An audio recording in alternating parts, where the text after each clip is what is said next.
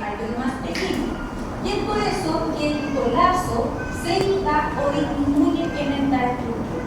Es decir, los alveolos más pequeños tienden a colapsar producto de que deben de ser más fuerza para poder expandirse en comparación a los alveolos de mayor tamaño que ya no tienen tanta presión y fuerza para poder distenderse y por lo tanto no tienden a colapsar.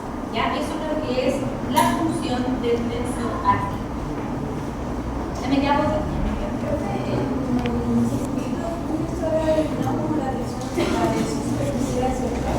Sí, ¿aprieto? Sí, claro, porque acá yo les coloco un ejemplo de que es un alveolo pequeño, tiene una capa acá alrededor y es más gruesa en comparación al alveolo que es de mayor tamaño que es más delgadito. Entonces, para poder distenderse en un alveolo más grande, no requiere de tanta presión para poder expandirse. En cambio, en un alveolo más pequeño, como la capa es más gruesa porque tiende a colapsar, tiene que protegerlo. Entonces, por lo tanto, al momento de distenderse, requiere de mayor presión para poder hacer eso y que pueda permitir lo que es la distensibilidad. ¿Sí? Es por eso que creo que ese ejemplo. Con respecto a las resistencias friccionales, estas son provocadas principalmente por el roce de aire en las vías aéreas y en menor grado por la fricción interna de los tejidos del aparato respiratorio. Por lo tanto, el roce del paso de aire con las vías aéreas es la fricción más común, la cual equivale a un 80%. Y cuando la fricción es interna, ¿ya? Solamente tiene un 20% ya aproximadamente de resistencia cuando pasa lo que es el flujo aéreo. Por lo tanto, aquí la fuerza necesaria para vencer una fuerza friccional aumenta en relación con la velocidad de movimiento. Es decir, todo esto va a depender de las diferencias de presiones que se pueden ejercer dentro de lo que es el pulmón, ya sea mayor o menor, que suele ser así. Siempre hay mayor presión a menos presión para poder favorecer lo que es el ciclo inspiratorio. Ahora, estas resistencias friccionales dependerán de esta fórmula, la cual es la presión alveolar menos la presión de la boca partido por el flujo aéreo. En condiciones estáticas tenemos que la presión de la boca va a ser igual a 0 y por lo tanto va a ser igual a la presión alveolar. La inspiración, tenemos que todas estas presiones involucradas cambian a negativo y tenemos que la presión de la boca va a ser mayor que la presión alveolar y la pleural debido a que tenemos mayor cantidad y movilización de aire en la inspiración en la zona de la boca y disminuye hacia el alveolo y posteriormente hacia la pleural. En comparación a la expiración, en donde captan sus valores positivos y la presión alveolar es mayor a la de la boca debido a que el flujo de aire es mayor en el alveolo y decrece hacia la boca.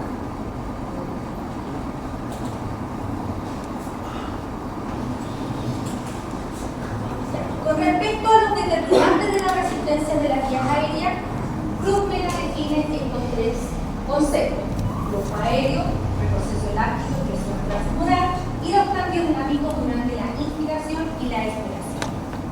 Tenemos que conocer los tipos de flujo aéreo. Vamos a tener tres: el laminar, el turbulento y el transicional.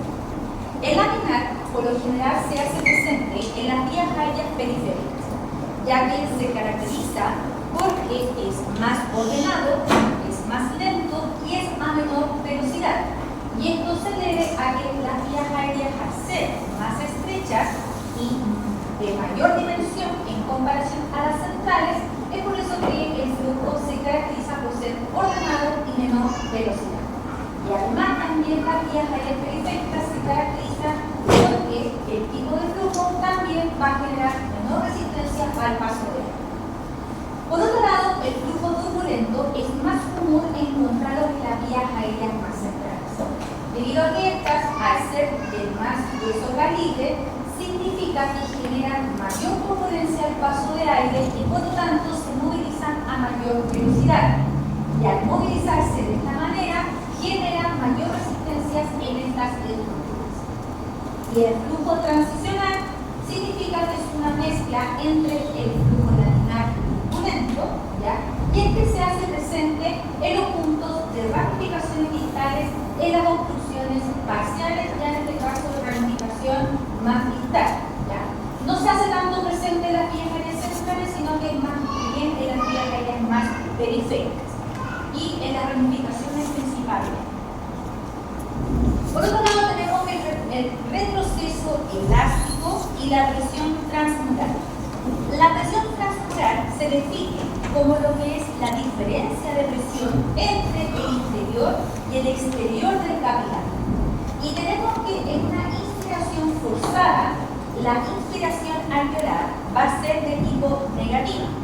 Por lo tanto, como he dicho anteriormente, esto va a permitir el ingreso de aire a lo que son los pulmones y además la resistencia que se genera en el flujo, ¿no es cierto?, cuando ocurre la inspiración forzada, puede aumentar esta presión transpulmonar y además también va a dilatar progresivamente lo que es el lumen.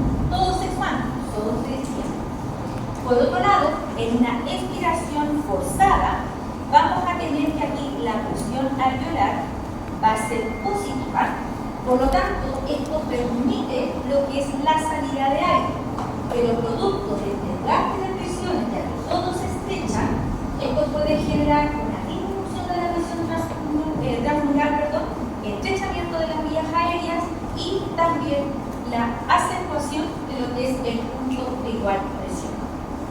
Esto también llamado como pico. Por otro lado, los cambios dinámicos durante la inspiración y expiración nos dice o nos define que el volumen pulmonar va a estar generando el ciclo ventilatorio, lo cual nos dice que cuando hay presiones negativas durante la inspiración, el volumen respiratorio va a ser mayor en comparación a la expiración, que los volúmenes son más bajos. Y es por lo tanto lo que son las fibras elásticas intervienen, ¿no es cierto?, en este ciclo expiratorio, ya que estrechan las estructuras, ¿ya?, proveniente de la expansión de lo que es el ciclo inspiratorio. Y por lo tanto también, ¿no es cierto?, el hecho de estrechar la estructura es como un acúmulo de energía que proviene del ciclo inspiratorio. Finalmente, lo que es la distribución de la resistencia de las vías aéreas, esta se va a dividir y va a ser desigual en la vía aérea central y la vía aérea periférica. En donde aquí en la vía aérea central, como bien indica hace un momento, existe mayor resistencia, la cual equivale a un 80%, y en las periféricas es no resistencia, la cual equivale a un 20%. Y esta distribución va a estar regida por tres determinantes: la línea de la vía, pico o velocidad de flujo y resistencias en serie o en paralelo. Cuando hablamos de calibre de la vía, significa que, por ejemplo, una estructura periférica, ya como lo que es el bronquiolo terminal, tiene mayor superficie, ¿no es cierto?, se ramifica mucho y es paralelo. Por lo tanto, al ramificarse, tiene menor resistencia al paso de aire porque tiene un flujo más bien laminar. En comparación a una estructura más grande como la tráquea, ya vamos a tener que, como la tráquea posee menor superficie en comparación a la ramificación de un bronquiolo, va a tener mayor resistencia y la circulación del aire va a ser, ¿no es cierto?, mayor, pero por lo tanto va a haber mayor resistencia. Ahora, con respecto al tipo de velocidad de flujo, estos ya fueron definidos anteriormente, ¿ya?, los cuales, ¿no es cierto?, en las vías aéreas centrales el flujo se caracteriza por ser rápido, turbulento, y esto hace que haya mayor resistencia, y el flujo laminar es más lento, ya es más ordenado, y por lo tanto va a haber menor resistencia al paso. Y lo que son las resistencias en serie o en paralelo, las vías aéreas centrales se caracterizan porque su resistencia es serie: boca, faringe, laringe, tráquea, sigue una estructura tras otra. En cambio, las periféricas, y además existe solo una. En cambio, las estructuras más periféricas son dobles: bronquios, bronquiolos, alveolos y su respectiva ramificación. Por lo tanto, la resistencia en la vía aérea periférica son paralelas, existen dos en cada pulmón, en comparación a las centrales que son en serie, ya que es una sola estructura. Aquí Columela establece esta tablita, la cual determina ya la resistencia que tiene cada órgano en base a la distribución y flujo de la vía aérea. Y con respecto a la resistencia de la vía aérea y volúmenes pulmonares, estas son diferentes, o sea, son opuestas. Es decir, cuando hay mayor cantidad de volumen, hay menor resistencia. Y por lo tanto, va a depender de la fracción del tejido elástico pulmonar, el cual va a ser mayor sobre las paredes aéreas. Esto significa que en una respiración tranquila, la resistencia es baja y no se observan diferencias entre una inspiración y expiración.